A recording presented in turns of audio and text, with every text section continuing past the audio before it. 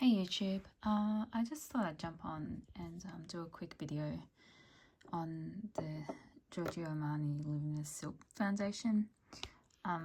Look, to be honest, I feel like at the moment I'm guilty of buying a lot of products and not using them. And I have to sort of stop and use what I've got.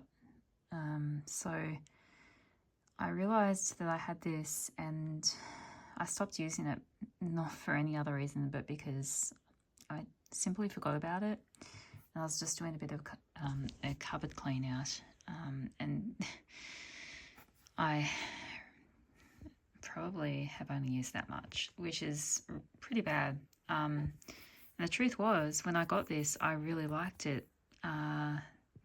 So I'm quite fair, and the shade's number 2.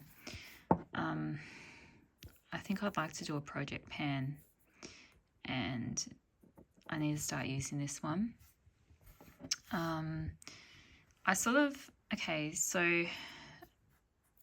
at around the same time as that, I was just trying a few new foundations, and I got the Siberia Sheer Glow. These are completely different colours. This is more yellow, this is more neutral. I like both of them.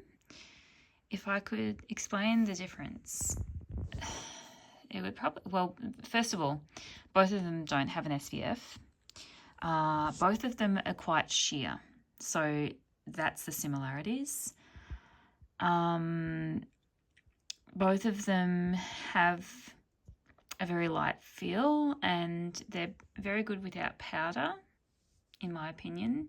This one I feel is slightly more liquidy, and this one is slightly more matte, on me anyway.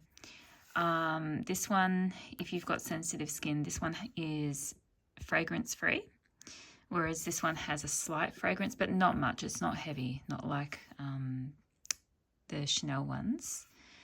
Now if I can just actually do a swatch of both, I might actually,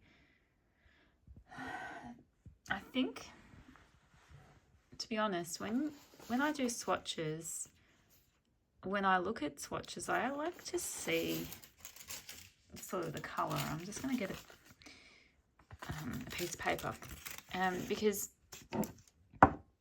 I used to work as a makeup artist, and whenever I do a swatch on my skin versus someone else's, it depends on your actual skin tone and undertone. So when you look at people's swatches, you're not actually seeing the full, what they really look like, because the undertones in your skin can counteract the color, and they can also oxidize. So this is the Nars. Sorry, my camera. I'm still holding my camera. That's another thing. I do need to get a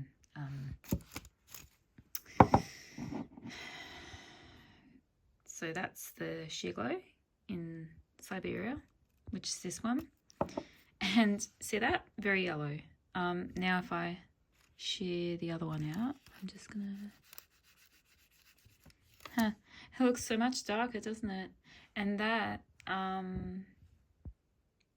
is number 2. Okay. Which is basically only one step away from 1. So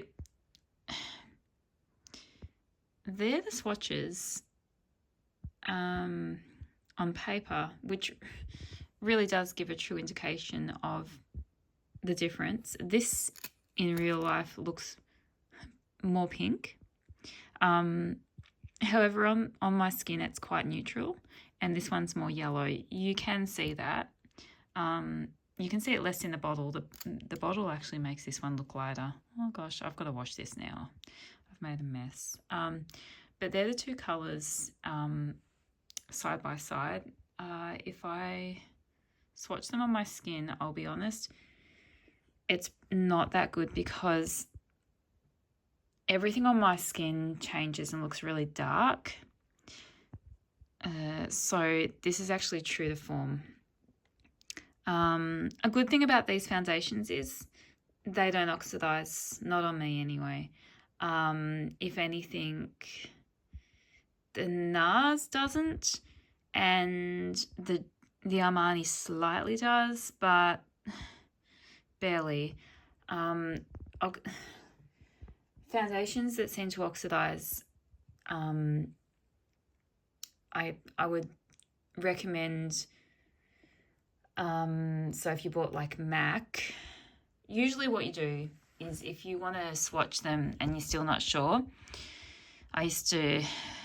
you're supposed to actually put them on your chin, not on your wrist, because your chin you want it to disappear, and your wrist is not sometimes the same color as your chin. Like I'm looking at my wrist, and my wrist is lighter. And so you're supposed to put it in your chin and blend, but then wait about half an hour because oxidation occurs.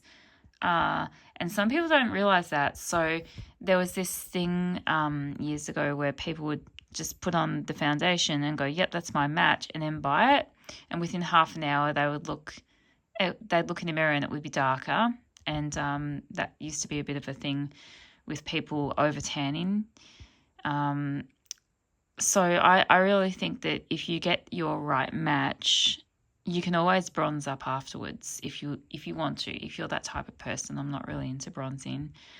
But as you can see, I really do need to start using the one on the left, the Giorgio Armani. As you can actually see right now as they're drying down, it is also going darker.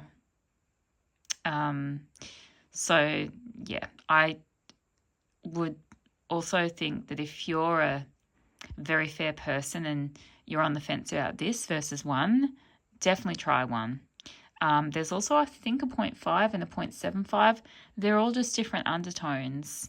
And yeah, you really have to be careful on the undertone too. If you don't know your undertone, it's the trick of looking at your veins. And see, I have a lot of purple in my veins and green. Instantly, I know that's olive. Whereas if you've got a lot of blue, then you are, we call pink base, or you are cool toned. And I'm definitely not cool toned. Now, if I looked at this, that is still more cool toned. Maybe that's another reason why I haven't been using it as much. I did get the wrong shade. I know that. So if I wanted to calm this down, I could mix it, which is good because this is a little bit too yellow on me. So that's another option. And instead of just mixing them directly and putting them on my face, I usually buy, they're like little bottles, those little sample containers, and I'll get some from Kmart and wash them out and then make my own little mixes. So I think I'm going to go and do that right now so that then I've made up some foundations for the week. And yeah, so that's my review on the Giorgio Armani versus the Nars Siberia Glow.